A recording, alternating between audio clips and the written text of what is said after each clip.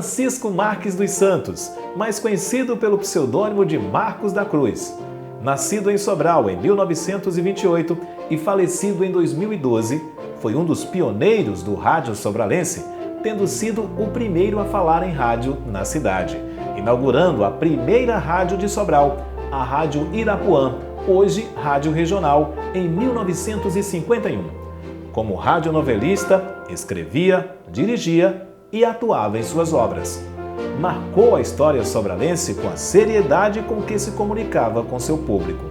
Funcionário de carreira dos Correios, tinha a radiofonia como um hobby, o qual levava muito a sério, utilizando-se do canal para instruir e educar. Na época, não havia no estado curso para radialista. Era preciso ter voz e carisma, o que, pelo depoimento de seus contemporâneos, Marcos da Cruz tinha de sobra.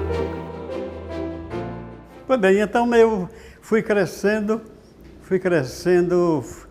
e toda a vida o povo me achava que eu tinha uma boa voz, dicção, não sei o quê, e eu falava mesmo. Você chegava no Marcos da Cruz, Chico Marques, meu nome era Francisco Marques, né? O pseudônimo foi depois.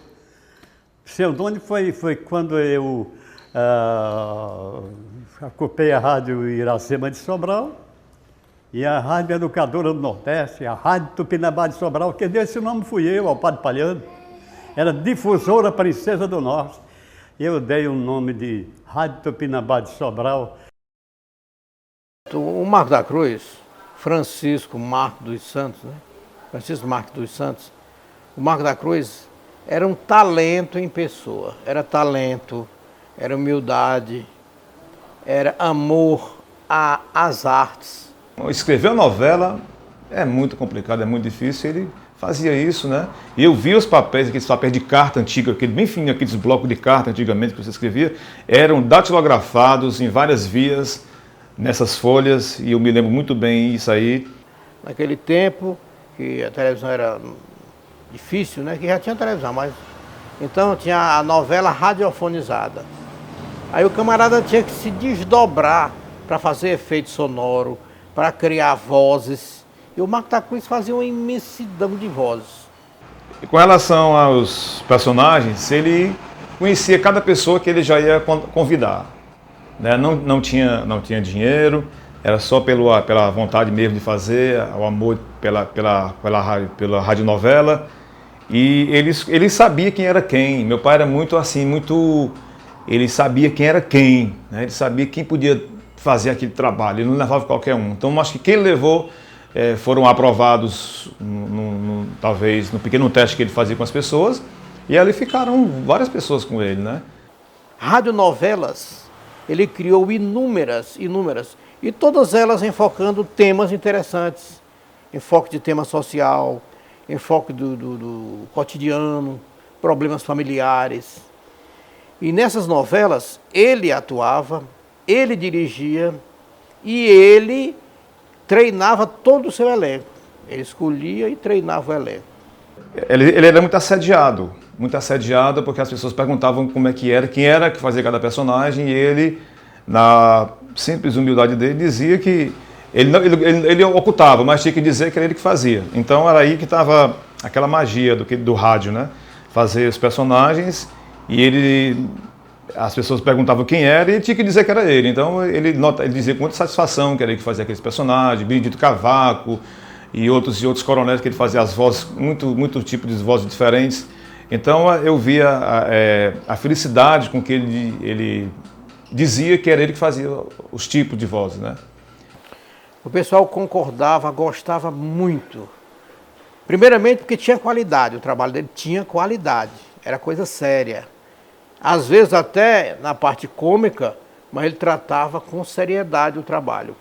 E outra coisa, naquela época, nos anos 50, a televisão estava engatinhando, nem todo mundo tinha televisão. Então a febre, no caso da radionovela, era grande. Foi uma audiência monstruosa em Sobral. Meu pai não fez curso de rádio. Nesse tempo que ele trabalhava em rádio, não tinha rádio. Tinha que ter voz, tinha que ser a pessoa inteligente E ele tinha voz e era muito criativo, né? Meu pai tinha uma dicção muito bem feita, muito perfeita até, cantava muito bem também, mas não fez curso de rádio. Mas com o tempo aí, se não me engano, o Sindicato dos Radialistas do Estado do Ceará fez uma carteirinha para ele, né? Aquele fala que um selasse assim, que ele realmente foi o primeiro homem a falar em rádio aqui em Sobral. Mas nesse tempo não tinha curso. O curso já veio dos anos 70, de 80 para cá, né? Hoje o meu curso foi um mês que eu fiz na UVA, com mais 75 pessoas de todo o estado do Ceará, do Maranhão, do Piauí, muita gente de Fortaleza, da televisão, do rádio, né? Porque os grandes homens de televisão hoje passaram pelo rádio, né? Grandes comentaristas, grandes apresentadores passaram pelo rádio. A rádio é uma escola. Quando eu comecei no rádio, o Marcos da Cruz já tinha encerrado. Mas quando eu nasci, o Marcos da Cruz já estava com 30 anos de estrada. Quer dizer, o Marcos da Cruz já era história quando eu nasci. Aí, desde pequeno, eu gostava muito de ouvir rádio, naquele tempo a radiola. E eu via aqueles programas do Marcos da Cruz, achava bonito a maneira como ele se portava diante do microfone, o respeito, o carinho que ele tinha para com os ouvintes, o respeito que ele tinha à língua portuguesa, que é uma coisa que eu debato muito sobre isso. Respeito à língua portuguesa, tanto é que na minha coluna eu tenho um tópico específico, pérolas do rádio. Bom, meu pai, quando eu vejo nele assim, eu via nele assim, a dedicação que ele tinha para fazer o radionovela, eu via assim como uma pessoa muito interessada, muito criativa, muito positivo naquele que ele fazia, muito determinado. Então, não estou falando aqui como um fã, né, como um filho, o pouco que eu ouvi, porque nesse tempo eu era novo, mas me lembro demais dos ensaios que ele fazia lá em casa, dos ensaios que ele fazia com os colegas dele, e chamava lá em casa para falar. Então, assim, o que eu vejo é que ele deixou a sua história, o pioneiro em fazer rádio Sobral, e o radionovela. Ele fazia antes o rádio normal, né, fazia transmissões e tudo, mas o radionovela marcou muito hoje. São poucas as pessoas, ou poucos os estados do Brasil que tiveram essa oportunidade de ter no seu acervo radionovela, né? E aqui só o interior do estado, Sobral, Ceará, e teve esse pontapé inicial que deixou marcado. E hoje tem muitas pessoas que ainda acompanharam meu pai no rádio. E ele os tratava como um filho. Conheço muitos. Marcos da Cruz, ele foi pioneiro aqui no rádio, juntamente com Zé Maria Soares. Ele colocou algumas emissoras no ar, como a Rádio Tupinambá, a Rádio Iracema. Teve também pela Educadora. E ele não desenvolveu mais porque ele era empregado dos Correios, funcionário de carreira dos Correios. Então, o tempinho que sobrava nos Correios, ele fazia o rádio. O tempinho que sobrava, fazia o amor que ele tinha. E naquele tempo, já não era, o profissional não era bem remunerado. E ele também não corria muito atrás disso. A gente conversava muito sobre o nosso trabalho, mas o rádio para ele era mais para instruir, para educar. Naquele tempo, meu pai, quando fazia radionovela, a repercussão era pelos comentários de boca a boca, na rua, onde ele passava. As pessoas assistiam, entre aspas, ouviam o rádio como quem acompanha a novela hoje pela TV. As novelas ele escrevia tudo. Novela, ele separa. Ele fazia o que fazem hoje, sabe?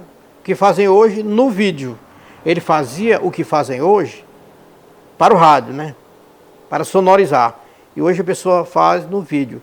Então ele escrevia a fala de cada personagem. Como é que o personagem devia se portar. Como é que devia ser o tom de voz naquela hora. O que eu aprendi com meu pai, o Tupinambá Marcos aprendeu, foi a ser sempre ético. Toda vez que a gente conversava, depois de cada programa que eu ia na casa dele, ainda hoje sinto essa saudade que bate forte. Ele sempre pedia que eu não fosse imoral, muito esse termo imoral. Era para a gente ser sempre ético, respeitar os ouvintes, saber lidar com o assédio das pessoas, sempre você não é mais do que ninguém, saiba chegar e sair nos cantos, né? Então, o que eu aprendi com ele foi sempre a ética, a parte da ética, que eu procuro prezar por isso, primar por isso. E assim, quando eu dizia uma piada mais ou menos que passava do limite, ele chegava lá em casa e disse, olha, aquela piada, você não sei o quê, dizia sempre alguma coisa. E eu disse, não, meu pai, mas ali não sei o quê. Aí ele sabia que não era, mas depois tá bom, deixava passar. Ele era meu crítico, ele era meu crítico. Mas eu sinto hoje que as pessoas que gostam, que entendem, já resgataram mais essa realidade de hoje, que é meu pai e da história dele.